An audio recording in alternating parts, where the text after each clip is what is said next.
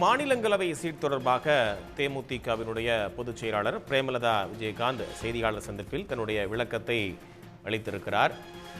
தேமுதிகவுக்கு அதிமுகவிலிருந்து மாநிலங்களவை சீட் என்பது ஒதுக்கப்படாத நிலையில அவர்கள் சொன்னதைப் போலவே தேர்தலை ஒட்டியே தங்களுடைய அரசியல் நகர்வும் இருக்கும் என்கின்ற கருத்தை அவர் முன்வைத்திருக்கிறார். 2026 தேர்தல் அதை பொறுத்தே தங்களுடைய அரசியல் நகர்வும் இருக்கும் என்று அவர் குறிப்பிட்டிருப்பது முக்கியத்துவம் வாய்ந்ததாக பார்க்கப்படுகிறது. ஏற்கனவே முன்பாக திரு கே பி முனிசாமி அவர்கள் செய்தியாளர் சந்திப்பின் போது தேமுதிக தங்களுடைய கூட்டணியில் தொடர்கிறது என்கின்ற ஒரு கருத்தை முன்வைத்திருந்தார். ஆனால் அதற்கு நேர்மாறாக இருக்கிறது பிரேமலதா விஜயகாந்த் அவர்கள் சொல்லியிருக்கக்கூடிய கருத்து என்பது 2026 தேர்தலை பொறுத்தே அப்போது என்ன அரசியல் நிலைப்பாடு என்பதை பொறுத்தே தங்களுடைய அரசியல் நகர்வு இருக்கும் என்று அவர் கூறியிருப்பது மிகவும் முக்கியத்துவம் வாய்ந்த ஒரு கருத்தாக பார்க்கப்படுகிறது.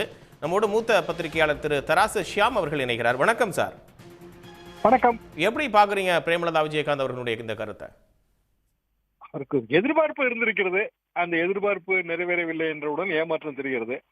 அதிமுக கூட்டணி தொடர்கிறது என்று அறிவிக்கிறது. ஆனால் பிரேமலதாவை பொறுத்தவரையில் கூட்டணி ஜனவரி மாதம் முடிவு செய்யப்படும் என்று சொல்கிறார். இதுல அதிமுகவுக்கான கம்பல்ஷன் 2 இடங்களும் கட்சிக்காரர்களுக்கு கொடுக்க வேண்டும் என்பது தேமுதிக என்ன நினைக்கிறது என்றால், போன தேர்தலில் கொடுக்கப்பட்ட வாக்குறுதி, அதாவது ஒரு தேர்தல் வாக்குறுதி அடுத்த இமிடியேட் ராஜ்யசபா தேர்தலிலே சீட்டு தர வேண்டும் என்பதுதானே என்று அவர் நினைக்கிறார். அதுபோக இன்றைக்கு திமுக பொதுக்குழுவிலே நிறைவேற்றப்பட்டிருக்கிற விஜயகாந்த் இரங்கல் தீர்மானம், அதற்கு நன்றி தெரிவிக்கும் போது பிரேமலதா அவர்கள் அண்ணன் ஸ்டாலின் என்று நெகிழ்ச்சியுடன் கூறியிருப்பது, இதெல்லாம் அரசியல் ரீதியாக பல்வேறு யூகங்களை கிளப்புகிறது. ஆனால் எது எப்படி இருந்தாலும் ஒரு வருடத்திற்கு முன்பு அதிமுக பாரதிய ஜனதா கூட்டணி முடிவானதெல்லாம் ரொம்ப ஆச்சரியமாக இருந்தது. அப்படியெல்லாம் ஒரு வருடத்திற்கு முன்பெல்லாம் எந்த கூட்டணியும் இறுதி செய்ய முடியாது, அல்லது அந்த கூட்டணி தொடர்ந்து நீடித்துக் கொண்டே இருக்க வேண்டும். உதாரணமாக திமுக கூட்டணி அது பல தேர்தல்களாக தொடர்ந்து நீடிக்கிறது. எனவே அந்த கூட்டணி அப்படியே தொடர்கிறது. ஆனால் புதிய கூட்டணிகளை அமைக்கும் போது ஒரு வருடத்திற்கு முன்பு என்றால் தொகுதி பங்கீடு தானே பெரிய பிரச்சனை.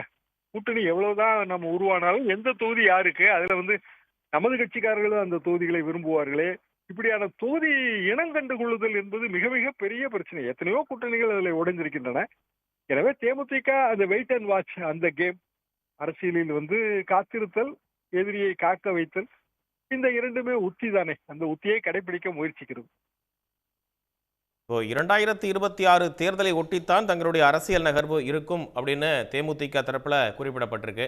இப்போ தேமுதிகவுக்கு ஒரு மாநிலங்களவை சீட் கொடுக்கல அப்படின்னா நிச்சயமா அவங்க மத்தியில் ஒரு அதிருப்தி இருக்கும் அப்படின்றது திரு எடப்பாடி பழனிசாமி அவர்களுக்கும் நிச்சயமா அறிந்திருப்பார். ஆனாலும் துணிந்து அதிமுக வேட்பாளர்களே அறிவிக்கப்படுகிறார்கள் அப்படின்னா எடப்பாடி பழனிசாமியினுடைய அந்த கூட்டணி அரசியல் கணக்கு அப்படின்றது எதை நோக்கி இருக்கு அப்படின்னு பாக்குறீங்க?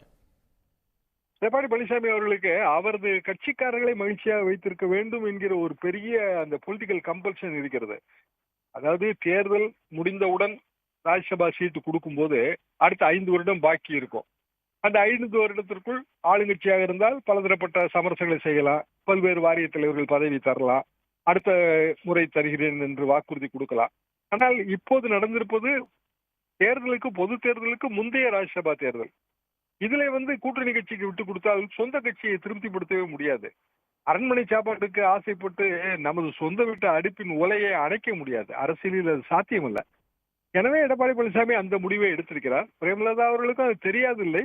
ஆனாலும் அவர் என்ன சொல்கிறார் என்றால், ஏற்கனவே எங்களுக்கு தர வேண்டிய இடம் தான் அது அன்புமணி அவர்களுக்கு போனது, எங்களுக்கு தர வேண்டிய இடம் தான் அது வாசன் அவர்களுக்கு போனது, நாங்கள் பொறுமையாக காத்திருந்தோம், எனவே இந்த சீட் எங்களுக்கு தர வேண்டும் என்று அவர் வேறு மாதிரியாக ஒரு நிபந்தனையை முன்வைக்கிறார். அது உண்மையில் என்ன நடந்தது என்பது நமக்கு தெரியாது. பத்திரிகைகளில் செய்திதான். நான் பார்த்த வகையிலே ராஜ்யசபா சீட் என்பது எப்போது ஸ்மூத்தாக போகும் என்றால், பொது தேர்தல் முடிந்தவுடன் வருகிற ராஜ்யசபா சீட், அதிலே இருக்கிற தொகுதி பங்கீடு, அது ஸ்மூத்தாக போகும். இந்த மாதிரி விஷயங்களில் எல்லாமே, அதாவது தேர்தலுக்கு முன்பாக வருகிற ராஜ்யசபா என்றாலே அதுல இந்த மாதிரியான பெரிய பெரிய மனக்கசப்புகள்லாம் வரத்தான் செய்யும். ஆனால் கட்சிக்காரர்கள் தான் தருவார்கள். திமுகவும் அப்படித்தான் தரும். அதே நேரத்திலே கமலுக்கு கொடுத்த வாக்குறுதி, அந்த வாக்குறுதியை அவர் நிறைவேற்றி இருக்கிறார்கள். என்றாலும் கமலை பொறுத்தவரையில் நீங்கள் ஃபார்ம் பிபி வகையிலே பார்த்தால் அவர் திமுக வேட்பாளர் மாதிரி தான். திமுகவின் ஆத்தரைஸ்ட் சிக்னட்டரி யாரோ அவர் தான் ஃபார்ம் ஏஐ கையெழுத்து போட்டிருப்பார், அவர் தான் ஃபார்ம் பிபியில் ஆத்தரைஸ் பண்ணியிருப்பார். எனவே அவர் என்னதான் மக்கள் நீதி மையம் என்று சொன்னாலும் அவர் திமுக தான். எனவே திமுகவை பொறுத்தவரையிலே அவர்களுக்கு அந்த குறைந்தபட்ச ராஜ்யசபா எம்பிக்களின் எண்ணிக்கை இதுல எல்லாம் அவர்களுக்கு சரியாக இருக்கும். அதிமுகவுக்கும் குறைந்தபட்சம் 5 எம்பிக்கள் வேண்டும். 5 எம்பிக்கள் என்றால் இந்த 2 சேர்த்தால் தான் 5 எம்பிக்கள் வருவார்கள். தேமுதிகவை பொறுத்தவரையில் அது ரெகக்னைஸ்டு ஸ்டேட் பார்ட்டி. தேமுதிகவுக்கு சீட்டு கொடுத்தால் அது தேமுதிக எம்பி தான், அதிமுக பட்டியலில் வராது. அப்படி என்றால் அதிமுகவுக்கு 4 எம்பி தான் வருவார்கள். ராஜ்யசபாவில் அங்கீகரிக்கப்பட்ட குழுவாக மாற முடியாது. இப்படி இதிலே பல உள் கணக்குகள் இருக்கின்றன. நன்றி சார். அடுத்தடுத்த நகர்வுகள் எப்படியாக இருக்க போகுது, என்ன மாதிரியான கூட்டணிகள் அமைக்கப்படுது அப்படின்றத பொறுத்திருந்து பார்க்கலாம். உங்களுடைய தற்போதைய கருத்துக்களுக்கு நன்றி திரு தராசிஷியா. உடனுக்குடன் செய்திகளை தெரிந்து கொள்ள சன் நியூஸ் பெல் ஐகானை கிளிக் பண்ணுங்க.